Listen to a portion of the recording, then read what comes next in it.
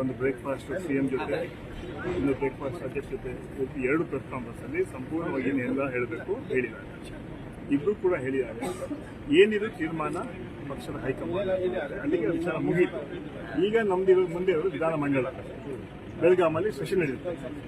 ಸುಮಾರು 19 ಸೆಷನ್ ಇದೆ.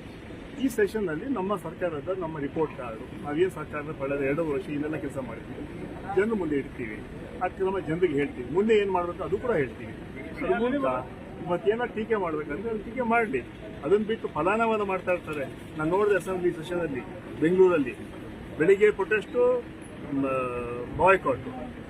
ಬಾಯ್ಕಾಟ್ ಇಡೀ ನಮ್ಮ ಸದನ ಸಮಯ ಹಾಳು ಮಾಡಿದ್ದೆ BJP JDS.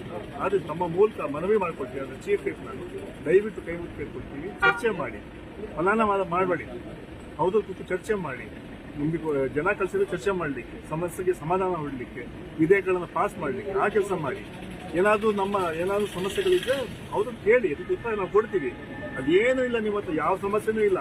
ನೀವು ಸಮಸ್ಯೆ ಏನು ಹೇಳಿದ್ರೆ ಇಡ್ಲಿ ತಿಂದ್ರ, ದೋಸೆ ತಿಂದ್ರ, ಉಪ್ಪಿಟ್ಟು ತಿಂದ್ರ, ಇಷ್ಟೇ ನಿಮಗೆ. ಜನರ ಕಷ್ಟಗಳಿಗೆ ಇವತ್ತು ಮೆಕ್ಕೆಜೋಳ ಸಮಸ್ಯೆ ಏನಾಗಿದೆ, ಕೇಂದ್ರದಲ್ಲಿ ಏನು ಮಾಡ್ತಾರೆ? ಕೆಲವು ನಾಲಾಯಕಗಳು ಕೂತಿದ್ದಾರೆ ಡೆಲ್ಲಿಯಲ್ಲಿ, ಹೆಸರು ಹೇಳಬಾರ್ದು ನಾನು. 5 ಜನ ಕೇಂದ್ರ ಮಂತ್ರಿಗಳಿದ್ದಾರೆ. ನಿರ್ಮಲಾ ಸೀತಾರಾಮನ್ ಇದ್ದಾರೆ, ಪ್ರಹ್ಲಾದ್ ಜೋಶಿ ಇದ್ದಾರೆ. ಏನು ಮಾಡ್ತಾ ಇದ್ದಾರೆ? ಯಾಕೆ ರಾಜ್ಯಕ್ಕೆ ಅನ್ಯಾಯ ಮಾಡ್ತಾ ಇದ್ದ? ಬಿಟ್ಟು ಕರ್ನಾಟಕ ಕಾಂಗ್ರೆಸ್ ಪಕ್ಷ ಅಧಿಕಾರಕ್ಕಿದೆ ಅಂತ ಮಾತ್ರ ನೀವು ಮಾಡ್ತಾ ಇರೋದ? ಜನ ಕ್ಷಮಿಸೋದಿಲ್ಲ. ಮೇಕೆದಾಟು ಕಾರ್ಯಕ್ರಮ ಇರ್ಬೋದು, ಮಾದಾಯಿ ಇರ್ಬೋದು, ಇದೆಲ್ಲ ಯಾಕೆ ನೀವು ಕ್ಲಿಯರ್ ಮಾಡ್ತಾ ಇಲ್ಲ? ಜೋಶಿಯವರು ಹೇಳಿದ್ರು ಹುಬ್ಳಿಯಲ್ಲಿ 2 ವರ್ಷ ಹಿಂದೆ ನಾವು ಪ್ರೊಟೆಸ್ಟ್ ಮಾಡೋಕ್ಕೆ ಅಲ್ಲಿ ಹುಬ್ಳಿಯಲ್ಲಿ ನಾವೆಲ್ಲ ಹೋಗಿದ್ವಿ ಮಾದಾಯಿ ಬಗ್ಗೆ. 2 ತಿಂಗಳು ಕಾಯಿರಿ, ವಿಜಯೋತ್ಸವಕ್ಕೆ ಕರಿತೀವಿ ಅಂತ ಹೇಳಿದ್ರು. ವಿಜಯೋತ್ಸವಕ್ಕೆ ಹೇಳಿ 2 ವರ್ಷ ಆಯಿತು. ವಿಜಯೋತ್ಸವನೂ ಇದೆ. ಬೇಕಂತ ರಾಜಕಾರಣ ಮಾಡ್ತಾರೆ. ನಮ್ಮ ರಾಜ್ಯಕ್ಕೆ ಬರುವಂಥ ಅನುದಾನ ತರುವಂತಹ ಯೋಗ್ಯತೆ ಕೆಲವು ಮಂತ್ರಿಗಳಿಗೆ, MP ಗಳಿಗಿಲ್ಲ.